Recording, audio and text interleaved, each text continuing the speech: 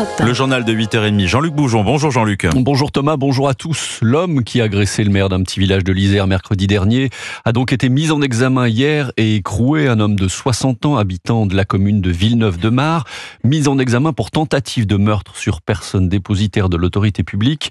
Le maire du village, lui, touché au bras et au thorax, est aujourd'hui hors de danger. L'agresseur aurait voulu, semble-t-il, régler par la manière forte un litige immobilier qui l'opposait à la mairie. Un homme qui a expliqué avoir pété les plombs sans avoir eu l'intention de tuer le maire. Alors quel est donc le profil de cet agresseur ? Réponse avec ce reportage à Grenoble de Noémie Loisel.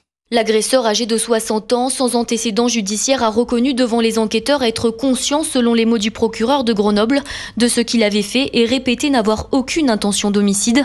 Il a affirmé avoir été poussé à bout, précise Étienne Manteau. Il explique qu'il rentre chez lui et, je le cite, « Je ne sais pas ce qui s'est passé, c'est l'accumulation des choses qui m'a fait péter un plomb. Il y a eu une rupture dans mon esprit, c'est toujours ces mots. J'ai fait ça machinalement. Ça a été un enchaînement. J'étais victime d'une injustice. » Selon le procureur de Grenoble, il présente surtout un vécu persécutif. Ce qui est saillant au travers des auditions, c'est vraiment un vécu persécutif et une tendance à la réinterprétation de ce qu'il vit. Il évoque une surveillance du maire, soit exercée directement, soit exercée par des administrés. Sa sœur a été retrouvée décédée, pendue dans son appartement en avril 2025. Et pour autant, monsieur considère aujourd'hui qu'elle a été assassinée parce qu'elle avait un problème avec son bailleur. On a retrouvé sous son oreiller 2 couteaux. Ces couteaux étaient positionnés pour se défendre si, je le cite, on veut me faire la même chose qu'à ma sœur. L'agresseur a été mis en examen pour tentative de meurtre sur personne dépositaire de l'autorité publique. Il encourt la réclusion criminelle à perpétuité. Un reportage de Noémie Loisel, correspondante d'Europe 1 en Auvergne-Rhône-Alpes. Avec l'affluence dans les gares, les pickpockets et les voleurs à la tire sont dans le viseur des hommes de la sûreté ferroviaire de la SNCF. Pour assurer la protection des voyageurs, la sûreté ferroviaire redouble de vigilance en cette période intense. Il s'agit notamment de réguler et de contrôler les bagages qui peuvent devenir suspects. Les hommes et les femmes de la sûreté ferroviaire sont sur le pont pour que votre voyage se déroule sans accroc, comme l'explique Hervé, chef vigilant de l'unité de la sûreté ferroviaire de la gare Paris-Montparnasse. On redouble de vigilance parce qu'on a plus d'effectifs et on a plus d'effectifs parce qu'il y a plus de clients. Quand vous avez des fois par jour, rien que pour la partie TGV, 70 000 clients au départ, ça multiplie tous les risques, c'est-à-dire de personnes qui vont être mal intentionnées, qui vont commettre des vols. La période de départ en vacances est propice aux énervements. Le but, c'est pas d'avoir une bagarre qui dégénère entre clients.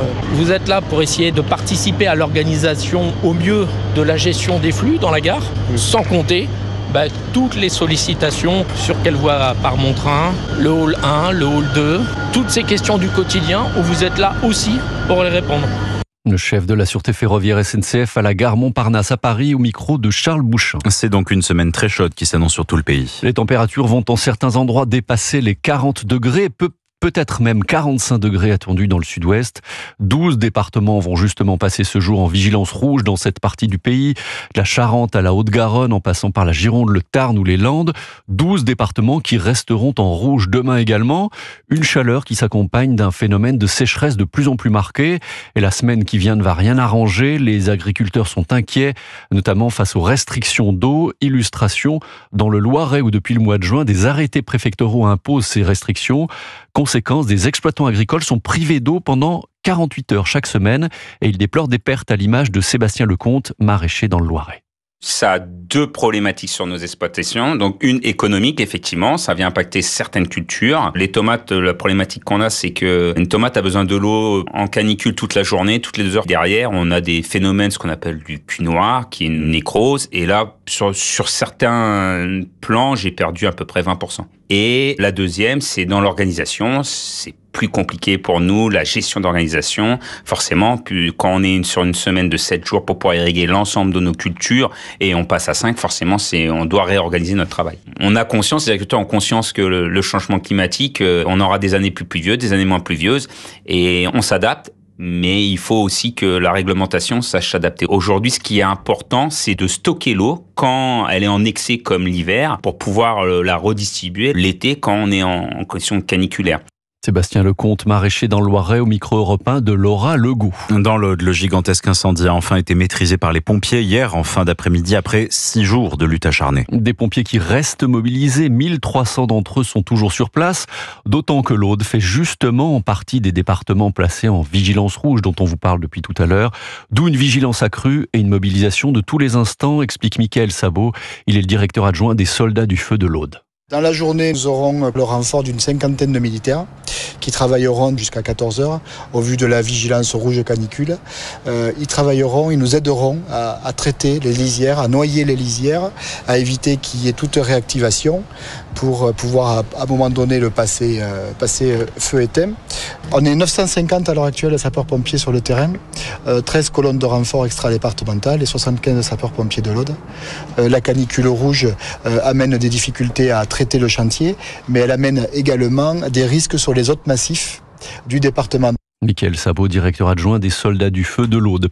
À l'Aidenon, près de Nîmes, un incendie s'est déclaré hier dans une usine de chlore, un site classé Céveso, ce qui a conduit la préfecture à confiner durant plusieurs heures une partie des riverains proches de l'usine. Un confinement levé en fin d'après-midi. L'incendie a été fixé par les pompiers et les mesures de toxicité de l'air réalisées ont montré qu'il n'y avait aucun danger pour la population. Un important dégagement de vapeur chlorée avait été observé en début de journée.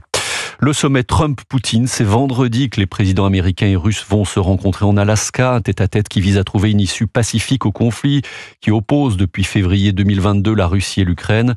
Un tête-à-tête qui ne convient pas aux pays européens qui font pression pour que le président ukrainien Volodymyr Zelensky soit présent en Alaska. Aucune résolution de ce conflit ne peut se faire sans les Ukrainiens, ont estimé plusieurs dirigeants européens, dont les présidents français et allemands.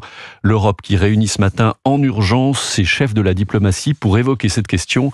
Kiev, de son côté, affirme ce matin avoir touché 2 raffineries pétrolières russes suite à des attaques de drones. Merci Jean-Luc. Votre journal de 8h30 à 8h36.